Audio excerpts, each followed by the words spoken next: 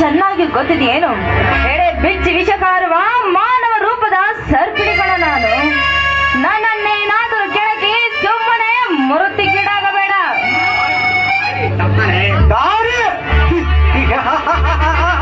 ಅದು ಅಸಾಧ್ಯ. ಈ ಸಮಯ ರಾಜಮಯವಾಗಿದೆ. ಮುನಿಸಿಕೊಂಡಿರುವ ಪರಿಸರವನ್ನೇ ಬಳಸಿಕೊಂಡ ಆ ಬ್ರಹ್ಮಾಂಡವನ್ನು ಮೆಟ್ಟಿ ನಿಂತಾಗ ನಿನ್ನಂತ ಬಿಟ್ಟತನದ ಎಣ್ಣೆ ಕೇಳಿ ಸುಮ್ಮನಿರುವ ಮೂರ್ಖನಲ್ಲ.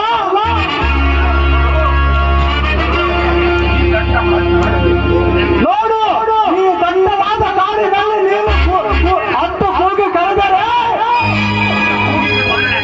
ನಿನ್ನ ಕೂಗಿಗೆ ಮಾನವ ಕೊಟ್ಟು ಕಾಪಾಡುವರಿಲ್ಲ. ಸುಮ್ಮನೆ ನನ್ನ ಮಾತಿನಂತೆ ವರ್ತ ಮಾಡದೆ ನನ್ನ ಕಾಮ ತುಂಬಿರುವ ನನ್ನ ಪಲ್ಲಣ್ಣದ ಕಲೆಗೆ ಬೇರೆ ಕಾಮದಾಟ ಆಡಬಾರದು. ಅದು ಈ ಜನ್ಮದಲ್ಲಿಯೇ ಸಾಧ್ಯವಿಲ್ಲ. ಸುಮಾ, ಒಬ್ಬ ಯುವಕನಾಗಿ ಒಂದು ಮಾತು ಕೇಳುವೆ, ಗಮನವಿಟ್ಟು ಕೇಳಿಕೋ.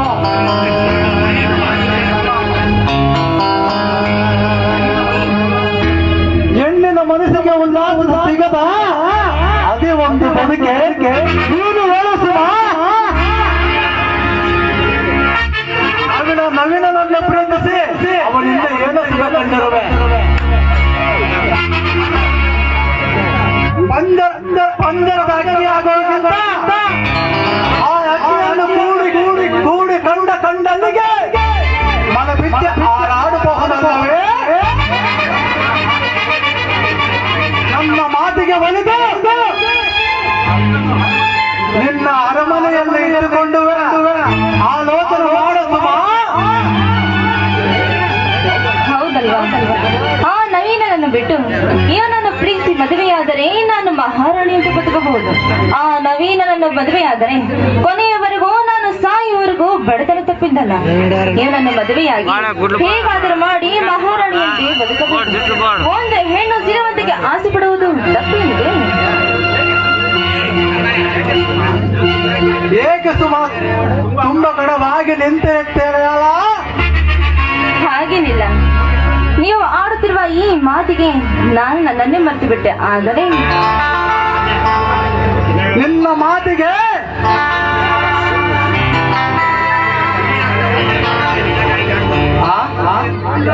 ನಿನ್ನ ಮರೆತ ಎಂದು ಹೇಳು. ಸಂತೋಷದ ಸಾಗರವನ್ನು ತುಮಕದ ನಿಂತರೆ ಹೇಗೆ?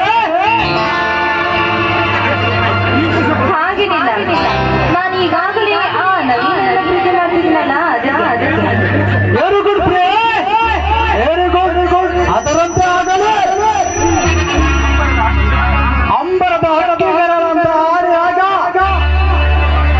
ರಕ್ತದ ಸಪ್ಪಳದ ಸತ್ತೊಡೆಗೆ ಅಡಿಗೆ ನಿನ್ನ ಮಧುರ ಕಂಡದಿಂದ ಕಾಮರಾಜ ಸಮತುರ ಕನ್ನಡ ಬಾಸುಂದರೆ